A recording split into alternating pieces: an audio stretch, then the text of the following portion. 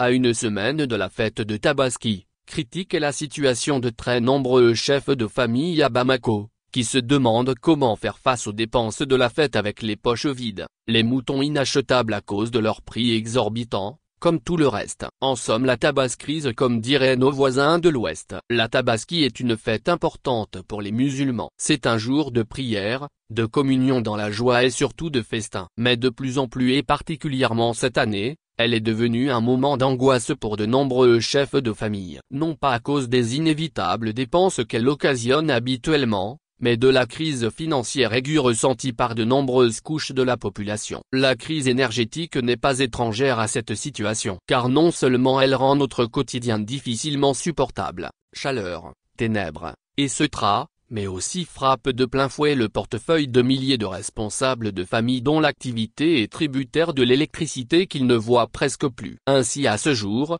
la plupart des personnes que nous avons interrogées se demandent comment s'offrir le mouton à immoler le jour de la fête pour sacrifier au rituel certes, mais aussi pour la consommation familiale. Non pas qu'il n'y ait pas ces ruminants sur le marché mais pour deux bonnes raisons. D'abord parce que leurs prix ont excessivement augmenté et sont hors de portée des clients aux faibles revenus, qui constituent la majorité des acheteurs. Ensuite, parce que c'est surtout le fond qui manque le plus, le nerf de la guerre. Au parc de bétail de Faladié, en commune 6 du district de Bamako, les clients se plaignent de la cherté des moutons, à cause surtout de la chaîne des intermédiaires qui cherchent à tirer le maximum de profit. Souleymane Guindo, un habitant de Sokorodji, vient d'acheter un bélier à 80 000 FKF. Cette année, c'est encore plus cher. Les prix varient entre 70 000 et 200 000 selon la qualité de la bête. Avec les vendeurs, c'est abordable. Contrairement aux revendeurs qui compliquent le marché, car ils veulent gagner plus sur les moutons. Nous savons que tout est actuellement cher mais c'est encore excessif avec ces revendeurs. Madame Traoré est à son 3e point de vente sans succès. Les prix des moutons,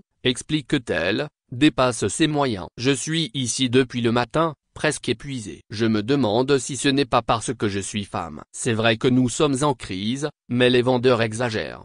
75 000 à 100 000, combien de chefs de famille peuvent avoir cela, surtout que les activités sont paralysées depuis des mois, faute de courant, nous confie-t-elle en baissant la voix. Issa Togo, originaire de Koro, dans le centre du pays, a du mal à contenir sa colère. Venu récupérer ses 2 béliers envoyés du village, il explique que les commerçants de bétail exagèrent. Ils te montrent un agneau à prix d'or. Ils avancent les difficultés du transport à partir du centre du Mali en proie à l'insécurité, aussi l'alimentation et l'entretien des bêtes. Ce qui n'est pas faux, mais cela ne pourra suffire pour expliquer le prix exorbitant. Ils veulent profiter de la situation pour se faire de l'argent, c'est tout, clame notre interlocuteur. Salif Diarra discute avec un vendeur au marché de bétail de Sabali-Bougou. J'ai visité presque tous les marchés de la capitale. Ce sont les mêmes prix. Si ici je ne trouve pas de moutons, j'achèterai un cabri au lieu d'un agneau à un prix élevé. Ousmane Diakité est maçon en chômage technique. Je suis maçon et actuellement je peux dire que je suis en chômage. Avec la crise énergétique, nos chefs de chantier travaillent avec l'électricité et puisqu'on en trouve rarement, ils ne nous payent plus. Donc nous sommes obligés d'aller chercher ailleurs. Mais c'est peine perdue puisque tout le monde se cherche maintenant. À la veille de la fête comme ça, j'ai l'impression de devenir fou car ma famille n'a pas encore de quoi mettre le jour de la fête. À plus forte raison acheter un mouton. Imaginez-vous, mon petit garçon a déjà aiguisé les couteaux avant même de voir le mouton, ce qui est déjà une pression, car je dois à tout prix amener le mouton à la maison. Nous allons prier Dieu sinon ça ne va pas du tout. Pour Mahamadou Kanté, les hommes font face à une chose qui dépasse leur taille. Je ne connais pas pour les autres mais, moi, je suis dans une grande famille. Si par malheur je n'arrivais pas à avoir un mouton pour la fête, je serais montré du doigt et on me traiterait de fainéant. Avec la crise que nous connaissons, c'est très difficile d'avoir du pain à mettre sur la table, à plus raison d'acheter un mouton. Moi, je fais des transactions via Orange et la majeure partie de mes clients sont soit dans l'alimentation, soit dans des grandes boutiques et tout cela travaille avec le courant. Je pense qu'il n'y aura pas de fête pour moi car si mes clients ne trouvent pas, comment moi je vais avoir à plus forte raison préparer une fête.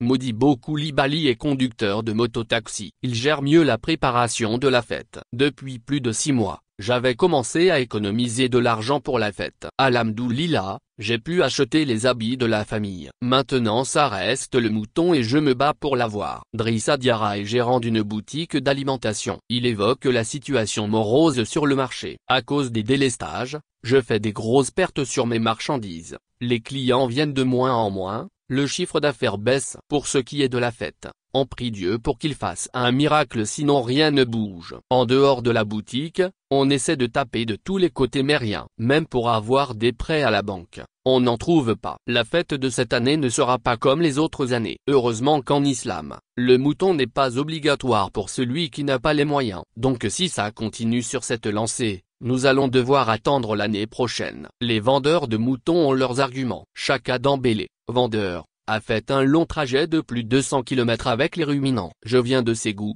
du village de Taterema plus précisément. Cette année comme d'habitude, les acheteurs se plaignent du prix des béliers sur le marché. Mais ce qu'il faut comprendre, c'est que nous aussi avons des difficultés, notamment pour le transport, au cours duquel on perd souvent des moutons. Cette année sur le trajet de mon village à Bamako, j'en ai perdu 3. Je vois maintenant un autre qui s'accroupit et a de la peine à se remettre de la fatigue. C'est un gros bélier qui n'arrive ni à manger ni à boire alors que je l'ai acheté à 250 000 FECFA. Son traitement avec des vétérinaires nous coûte cher, 3500 FECFA par piqûre, jusqu'à ce qu'il se rétablisse. Tout le monde sait aussi qu'à Bamako, les aliments pour le bétail ne sont pas faciles à avoir. Par exemple, le prix du tourteau dépasse notre entendement et nos bourses. Par exemple, même en ce moment, vous voyez que les moutons n'ont rien à manger. C'est difficile. Le sac du tourteau coûte 15 000 FECFA et en seulement 2 jours, c'est fini. Aussi sur le trajet, on a des difficultés au poste de contrôle. Sinon si le tourteau baisse,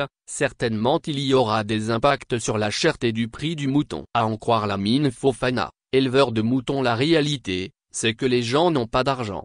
Ici nos prix varient entre 50 000 FECFA et 300 000 FECFA. On en a pour toutes les bourses. Et on veut que chacun puisse fêter en toute tranquillité. Mais le problème est que les gens n'ont pas d'argent. Sinon ce n'est pas par gaieté de cœur qu'on vend les béliers à certains prix. Notre souhait est que chacun puisse avoir un bon bélier pour bien fêter en famille. Il faut qu'ensemble chacun fasse un petit effort de solidarité pour que chacun tire son épingle du jeu. Comme quoi le Mali vit à l'heure de la tabasse crise.